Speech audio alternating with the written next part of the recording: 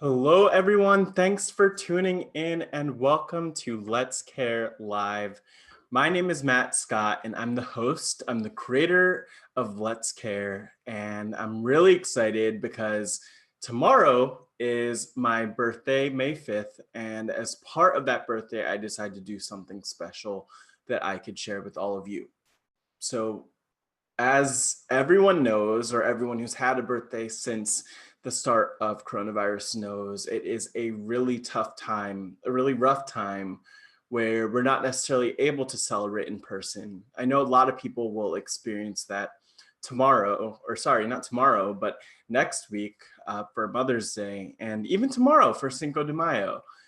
Things are different, the world's different, and we have to adapt and find ways to make the most of it, make the best of it, even in the face of a really dark situation. And so that's why I decided to launch my project, Let's Care Live, on my birthday, Cinco de Mayo, on May 5th, because I wanted to create something that I could share with all of you and something that is part of me, part of what I've been working on for the last few years. So as some of you know, I have a project by the name of 180 Degrees of Impact that I started in 2017. And on here, you could actually see a ton of the names of interviewees that I met along the way. And there are people all across the board, from my first interviewee to people like Regina Anderson, who is within one of my first 10 interviews, Robert Egger, who was further along the way. And really, it's been an incredible journey where I've had the chance to have a lot of great conversations and learn from people who are making a positive impact. Something that I haven't spoken about a ton is really just where 180 Degrees of Impact and Let's Care came from. And it's funny because it's taken a lot of time for me to really process and understand where it came from deep down. And what I've found is this really all was set into motion when my dad, Moses, passed away on March 8th, 2017. And when he passed away that day, it was after a very short while, about a month and a half of being sick. And it was all such a sudden shift from me being this person in my early 20s who was just so confident in what the world was giving me and becoming increasingly confident in what I was able to contribute, to this place where really the person who I look to as my main source of motivation and inspiration and insight in a lot of ways was gone. And after my dad died, I lost that source of motivation. I didn't have that epic example that I look to each and every day, this change maker in my life to look to motivate me and push me along. And I felt it, just like lots of people feel grief and loss in their lives. And I started to think, what is it? Like, what is it that would give me that motivation that my dad gave me? And to be fair, nothing really could replace the loss of a parent or a loved one or of anyone, as again, I'm sure others who've experienced loss know. But a few months after I lost my dad, it was actually about 3 months and a day to be exact.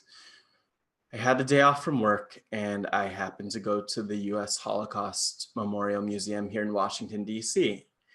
And I didn't really know what I was doing that day. I think I was still in a little bit of a fog of grief, but also I was so exhausted from work just earlier that week that I needed a break. So I went on a walk on the National Mall, ended up at the Holocaust Museum, and immediately I knew why I was there. I saw a table and on it had a sign that said "Speak with a Holocaust Survivor." And I knew exactly what I wanted to ask. And so, I waited in line behind a couple of families and I heard their questions about, like, what was the Holocaust experience like? What was food like? What someone asked, was it as bad as the narrative says? And when I got up to the table and sat down in my seat. I sat across from Martin Weiss, a survivor of the Holocaust, and I asked him, how has all that you've experienced impacted how you see the world today? What that turned into, rather than it just being a 1 minute conversation back and forth or a really quick answer, like a lot of the people who stopped by, was a 15 or 20-minute conversation with Martin where he broke down into tears and started to share how after the Holocaust he came to the US and he witnessed racism. He witnessed the pain that Black people felt in the US here. He also experienced the pain of being someone who didn't know English when he came here. And as I was sitting there, it was almost like everyone else in the world, all the other people who walked up to ask a question, kind of faded into the background. And in this really powerful moment with Martin, I realized that I had something really special to contribute to the world. And that was my ability to ask questions. At the start of 2017, I launched 180 Degrees of Impact as a blog, but it was then that day, June 9th, that I decided I have to ask these people questions to get to know them better, to ask them questions that they're not typically asked, to go deeper, to go further. And so that's what I did beginning on July 1st, 2017. And here we are today, doing the very first live YouTube stream as part of Let's Care Live. So that's happening tomorrow, May 5th, 8 p.m. Eastern Time, 5 p.m. Pacific Time. And I have two really incredible guests who have played a pivotal role in the Let's Care journey, in the 180 Degrees of Impact journey. And they are Regina Anderson, who was one of my first 10 interviewees. Regina is the executive director of the Food Recovery Network, and she is someone who has been incredible to get to know over the last few years, to have coffee with and meet in person. And it all started with me reaching out on social media and asking if I could interview her. She's connected me with so many other interviewees and potential interviewees, and it's going to be really great to dive in with her about her perspective. And then there's Robert Egger, who many people know the world over, as I've come to find out and learn and understand. I first met him as part of my World on a Plate course at George Washington University with Chef Jose Andres. And, I'm so lucky that once Robert decided to, to really continue his work in the nonprofit world after LA Kitchen shut down, he did an interview with me and we had a conversation. And he is the most brutally honest person that I've interviewed. He will say what's on his mind. And what's really incredible is just how much heart he has, but also how much of his energy he directs toward promoting the role of youth and promoting the role of underrepresented groups in the social change space, in the nonprofit space in particular.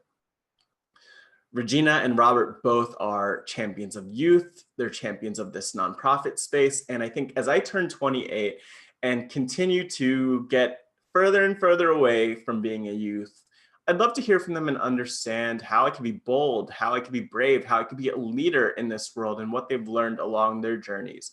Not only as two people who were leaders from a young age, but also as two people who have helped craft so many leaders. I'm hoping that on my birthday, as people tune in, not only will they have a good time hearing from Regina, hearing from Robert, but also they'll get something out of it, because I know that I'll get something out of it, as I do each and every time that I have one of these conversations. And in this case, two conversations at one time. So I hope that you'll tune in. There's a lot that I have to share when it comes to Let's Care Live, including a number of partnerships, which I'll be sure to announce tomorrow.